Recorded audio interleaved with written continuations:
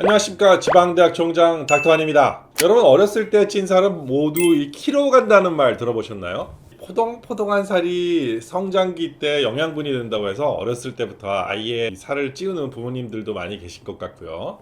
아니다, 소아비만은 나중에 성인비만으로 이어진다 라고 해서 나름 관리를 시키는 부모님들도 계신데요. 과연 어떤 말이 맞는 것일까요? 그래서 준비했습니다. 오늘은 소아비만과 성인 비만에 대한 궁금증을 풀어드리겠습니다. 뿅. 여러분, 1980년대 초반까지만 해도 전국에 우량아 선발 대회가 있었다는 사실 아십니까? 먹을 것이 풍부한지 못했던 때에 이 포동포동하게 살찐 아이는 장군감이라면서 어르신들이 좋아하셨죠. 그리고 요즘도 아이 때 뚱뚱한 것은 괜찮다, 소아비만은 전혀 걱정할 것이 아니다 라고 생각하시는 부모님들이 여전히 많습니다. 결론부터 말씀드리면 어렸을 때 소아비만이었던 분들은 저를 만나게 될 확률이 매우 높습니다. 이 비만이라고 하면 체내의 지방세포가 불필요할 정도로 많거나 지방세포의 크기가 매우 커진 상태로 체내에 축적되는 현상을 말하는데요. 여기서 지방세포가 증가하는 것을 증식형이라고 하고, 지방세포 크기가 증가하는 것을 비대형이라고 합니다. 성인 비만은 대부분 비대형이 많고요. 소아비만은 증식형이 주를 이루고 있습니다. 근데 이 증식형과 비대형의 특징이 모두 나타난 이런 혼합형도 매우 많이 볼 수 있어요. 이 소아 때 한번 증식된 지방세포는 지방흡입 수술을 제외하고는 없앨 수 있는 방법이 없어요.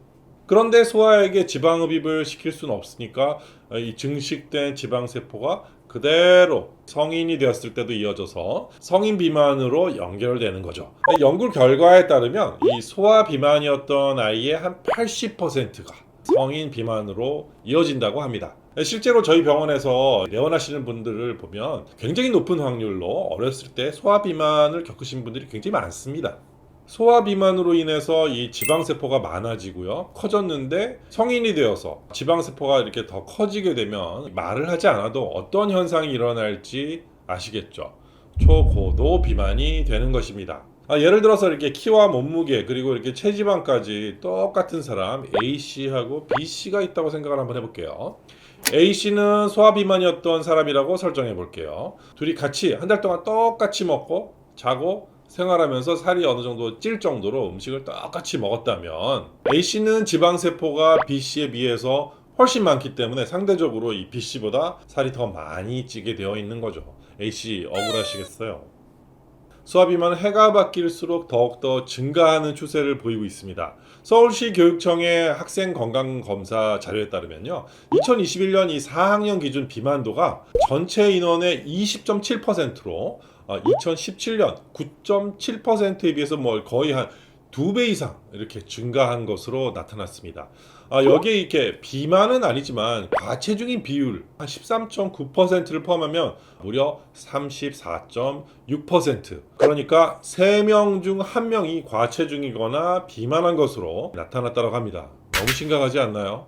이처럼 소아비만은 더 이상 이렇게 가볍게 볼 상황이 아니에요. 심각한 사회 문제로 봐야 됩니다. 그렇기 때문에 소아비만은 이제 건강의 상징이 아니고요, 성인 비만보다 더 위험한 질환으로 인식되어야 되겠죠.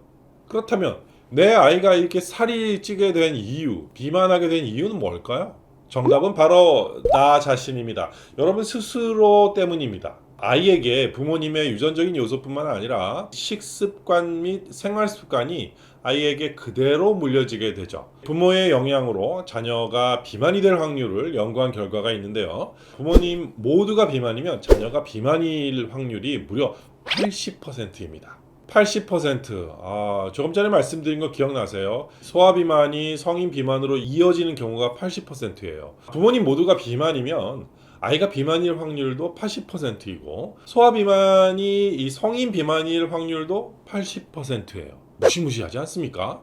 그리고 부모님 중 한 명이 비만일 때 자녀가 비만일 확률이 딱 절반으로 줄어든 40%고요. 부모님 모두가 비만이 아닌데 자녀가 비만이 될 확률은 7% 정도 되는 것으로 보고되고 있어요.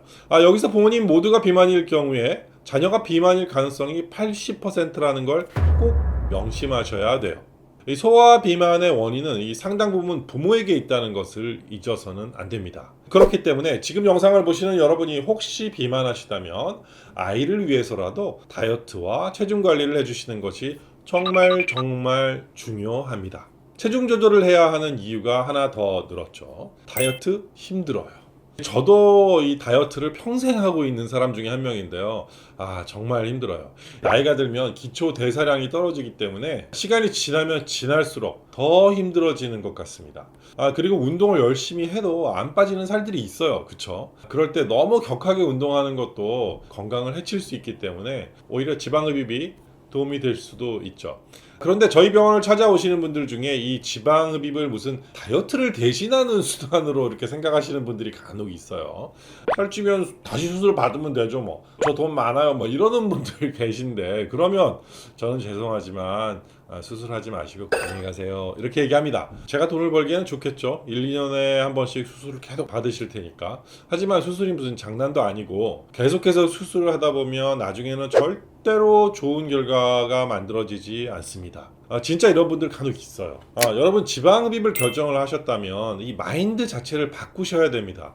수술을 받으시기 전에 난 앞으로 평생 이 예쁜 몸매로 살아갈 거다, 이런 생각을 가지고 접근하셔야 됩니다. 지방흡입으로 지방세포를 없애긴 해도요, 살이 안 찌는 건 아니에요. 안 했을 때보다 훨씬 덜 찐 것 뿐이죠. 찌긴 쪄요. 지방흡입은 이 체형을 변화시키는 데는 굉장히 빠른 길이긴 하지만 마지막 수단이기도 합니다. 부모님이 비만이면 자녀가 비만일 확률이 80%지만 부모님이 비만이 아닐 경우에 자녀가 비만일 확률은 7%라는 거 명심하시고요. 앞으로 태어날 아이를 위해서 또 뭐 지금 무럭무럭 자라고 있는 소중한 내 아이를 위해 관리하고 노력하는 거, 여러분들이 하실 일입니다. 열심히 운동하고 식단 조절을 하는데도 안 되신다고요?